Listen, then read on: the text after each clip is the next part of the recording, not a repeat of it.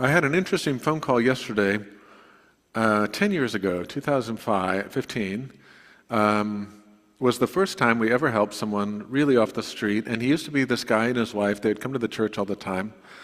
And his name was James Fielder, but I would joke with him, and I said, the first time I saw you, I said, you look just like Charles Manson. I mean, he looked exactly like Charles Manson. And so I said, I was calling you homeless Charles Manson until I got to know you. And he goes, oh, yeah, I get that, you know, like. But anyhow, he became very sick. He was a person who, when he was a boy, and I'm sharing this with you because it's important, people like him rarely get this told, his father used to pimp him out to his friends. And so from a very young age, he was sexually abused by his father's friends. And obviously that messes you up. So he was homeless, and he was a plumber, he was in and out of hotels, living in his car and all this stuff. And he became very sick, and I picked him up outside a liquor store once, and he was without shoes, and his belly was all distended. And I thought, he's going to die. And so we went to the hospital, and we said, well, certainly you all can do something. And they go, we don't have anything. They were going to put him back on the street. So the congregation created their own hospice, like a sort of improvised hospice for James. And his wife struggled with mental illness and addiction. And she was quite a character. Like when she was deep in her addiction, one time she said, one of my teeth is really hurting. It's very sharp. I said, oh, you'll have to go to a dentist. And then the next time I saw her, I said, did you go to a dentist? She goes, oh, no. She said, I just filed it down myself. I thought, oh, okay. But that was when she was sick. She got better. Her husband died. He was cared for with dignity at the end of his life. She got off drugs, got help for her mental illness, got reconnected with the daughter, moved in with the daughter. And I just spoke to her yesterday for the first time in probably 4 or 5 years because we'd lost track of each other. And she said, I want you to know, she goes, every day I go out and I do what the church did for me. I go out and I bring food to people. I tell them the good news of Jesus. And I ask them if they want help. Now she goes, these are multiple day conversations. She goes, I go, well, how many people have you helped off the street? She goes, into permanent housing, she said, I've helped 36. I said, by yourself? She goes, yeah, this is what I do every day now. I'm just out on the street in Corona. She lives in Corona now. But it's because the church made an investment in her and her husband. They cared about them, developed a relationship, kept with them through difficult times, and now she's become, I go, you've done more work than I've ever done on this issue. And so it just goes to show how important your care, your investment, your connection to people is, because it bears fruit. Like when Jesus talks about bearing fruit, I mean, she has a very fruitful life. So I might see if we can get her down here one Sunday. It might be difficult, but it would be fun for you to meet her, because she's a character. She's a real character. But she's doing the work of Jesus now in Corona. Well, last week we talked about Jeremiah, the call of Jeremiah. This week it's the call of Isaiah, so we're in this series of prophetic calls. And one of the problems we have with these prophetic call stories is, they have the temptation to just be stories that are Bible stories, meaning they don't have any larger context. You're just like, well, something happened, and of course God called this guy, and that seems like something God would do. But it's important to have the context. Like it says in Isaiah that Adam read, in the year that King Uzziah died. Okay, well, I know most of you are intimately familiar with the details of King Uzziah's reign, so I won't have to go over that. Of course, all these kings, you go, well, it was Jehoiakim. Jehoiakim, actually. No, actually it was Jehoshaphat. No, it was actually Manasseh. It was, all of these kings of Judah, kings of Israel. For most of us, they're just, Bible names, or maybe like Amish names. We're like, well, they seem like something an Amish person would be called. But King Uzziah is an interesting case, because he was a long-term king. Not a lot of kings were long-term, over 50 years. And at some point, he decided, he was living a very faithful life, actually. At some point, he stopped. And it's an interesting question, which is, like you look at CCN, and CCN is trying to get people to age well. We want you to age well. But if you look at someone like King Uzziah, he also indicates the problem of how do we age faithfully? Because at a certain point, he gives up faith. This guy's been the king for a long time. And at a certain point, he decides he wants to start doing stuff that isn't king work. He wants to start going into the other offices of Jerusalem and messing around, particularly in the office of the priests. Now, the whole reason this worked is the king did what the king did, the priest did what the priest did, the prophet did what the prophet did, and these three offices kind of these were the checks and balances of the ancient world, if you will. And King Uzziah went into the temple, and we hear about this in 2 Chronicles, and he decides that he's going to offer the incense. Well, to most modern people, you'd say, who cares, let him offer the incense. But if you're a priest, and you go, that's not your job, that's our job, and God's given us this role for the sake of the purity of the temple, 80 priests resist him. Literally, 80 priests are like, you can't do this, we're not going to let you do this. And he goes, I'm the king, why don't you stop me? And he offers the incense. And this is the beginning of him going into the last chapter of his life as a faithless king, and actually creating a crisis in Jerusalem. And the tradition in Judaism is, and whether the math works out on this or not, I'm not going to say because I don't know. I was never good at math, but that Isaiah's call story happens the same day that Uzziah offers the incense. And so what's interesting about it is we have two visuals. One is the king who usurps authority that is not his to offer incense over against the protest of all these priests. But also in the temple is Isaiah appearing before God, who's also there, and God beginning God's own path of prophetic justice. So if you were standing there, you might just see someone like Isaiah going, here I am, send me. And they go, I'm sorry, what did you say? Because they don't see God. And of course, the wonderful thing about Isaiah is the only one, and God goes, whom shall we send? Whom shall we send? And it's like one guy. So sometimes when God calls you, you've already been chosen, and it's more a formality. Whom shall we send? And Isaiah goes, you can send me. He's the only one there. Yes, we will send you. Good, good. And notice what the prophetic message is not a good message. The prophetic message that he receives after he has his mouth cleansed by the coal. See, because the problem with Uzziah's incense offering is that it's going to produce impurity in the temple. And it's interesting that then the angel takes the coal and touches his lips, purifying his mouth. So God isn't necessarily that concerned, at least as it relates to Isaiah. Maybe with Uzziah he is. And the message is around three sensory organs: hearing, seeing, and understanding. They will listen, but they will not hear. They will see, but they will look, and they will not see. They will have dull minds. And it's this idea that this stuff is happening right in front of their faces. These words are being spoken right in front of their faces. God is giving this message right in front of their faces, and they're just going, I don't know, sort of a shrugging of the shoulders.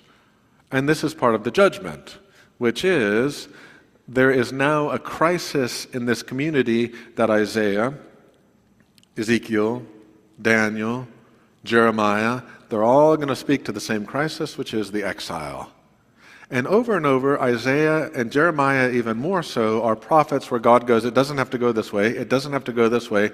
Why don't you all put the brakes on this? Why don't we just stop and really think whether we want to be doing this? Someone like Uzziah, you're the king, just be the king. You don't have to be more than the king. Don't take more than what you need. Until finally the water goes over the dam and the prophet goes, it's too late. The armies of Babylon come to the walls of Jerusalem, and then people come to Jeremiah and go, what were you saying? What were we supposed to be doing? And he goes, it's too late. That was for before. And now those who did not see will see, those who did not hear will hear, those who did not understand will understand, but it will be at the tip of a Babylonian spear, a siege engine, a fire, the crying and the misery of siege warfare in the ancient world. Now, it's an interesting moment that Uzziah does what he does, this usurpation of priestly authority. Isaiah sees something different happening, if it happened at the same time. And it's very reminiscent of this story from the gospel this morning, where after Peter sees all these fish, he falls at the knees of Jesus and says, I'm a man of unclean lips. Very reminiscent of Isaiah. And you would think, wow, Peter really gets into fish. Fish really moves Peter to this strange confession. Or maybe Peter saw something that was not recorded, that we did not see. Namely, maybe he sees Jesus in a way and in a light that the other people don't. We don't know, but it's a possibility. See, sometimes this stuff didn't get written down until much later. Like Isaiah is an interesting test case because oftentimes prophets would write things down toward the end of their life, or things they didn't share, they would write down. But Isaiah gets murdered. And the interesting thing about Isaiah is he was from a priestly royal family, actually a royal family.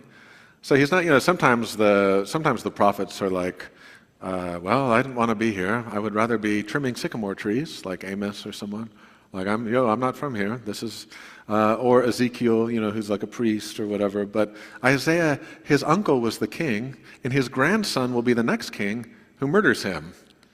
And if you don't know, Isaiah was sawn in half. That's how they murdered him. And there's really only a couple ways you can do that, and both of them are pretty gross, one of them especially gross. But Christian art has reproduced the martyrdom of Isaiah because when you get sawn in half, it creates an artistic, dramatic moment. But it goes to show how you can go from something as simple as offering incense in the wrong place as the wrong person, and within 10, 15, 20 years, the truth becomes so abhorrent to those who are violating it that they just kill you. And Isaiah ends up sawn in half, and then all of his disciples end up putting together what we call the book of Isaiah. It's an interesting story that way. And so we don't know. Maybe Peter saw something that we didn't know because he makes this confession that seems to be about more than just fish. And we want to juxtapose that moment in the Gospels because it's a really important moment. The disciples are sitting there holding empty nets, cleaning empty nets.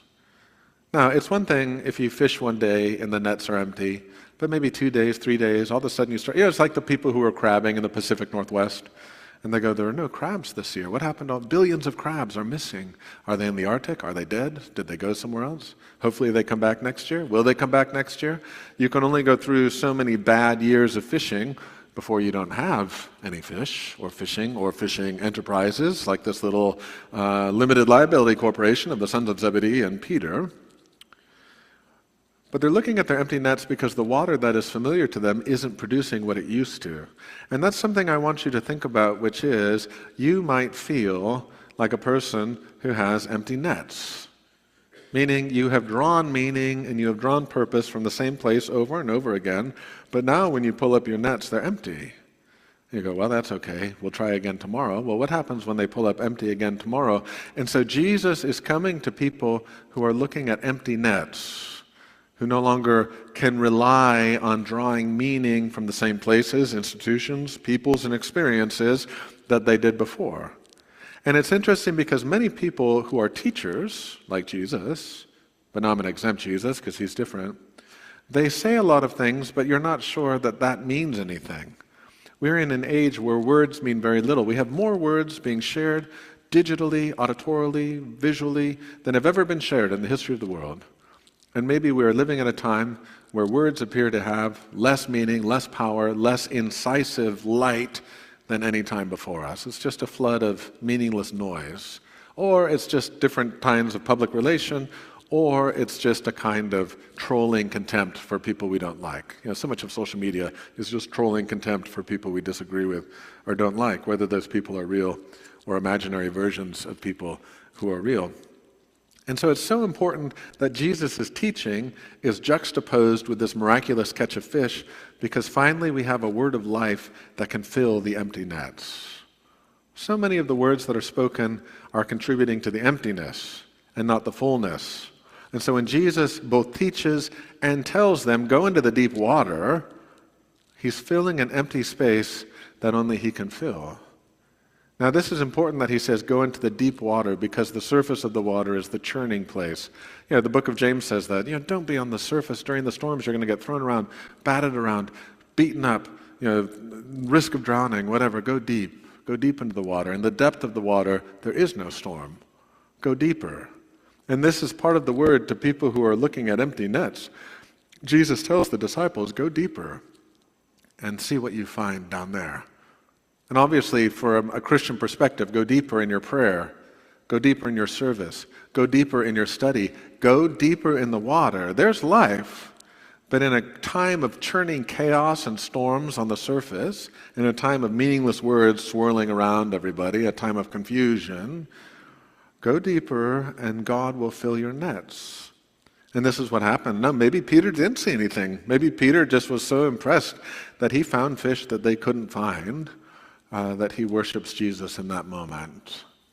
So I want you to think about that, like ways that you may have empty nets, and what is the deep water God is calling you to not be afraid. It's funny that he says that, don't be afraid. I'm going to be afraid to fish. I'm going to be afraid that God's going to fill my nets when I'm so used to speaking about an emptiness, a familiar emptiness. Don't be afraid that God might fill your nets in the exploration of the depths tied to this life-giving word. Now, there's a tendency, there's an old joke, it's not really a joke, it's more an aphorism, but that the Romans actually it started with the Greeks. The Greeks turned Christianity into a philosophy. The Romans turned it into a law, and the Americans turned it into a business, which I think is actually a very apt and wonderful way to describe each of our cultures. The Greeks turned it into a philosophy, the Romans turned it into a law, the Americans turned it into a business.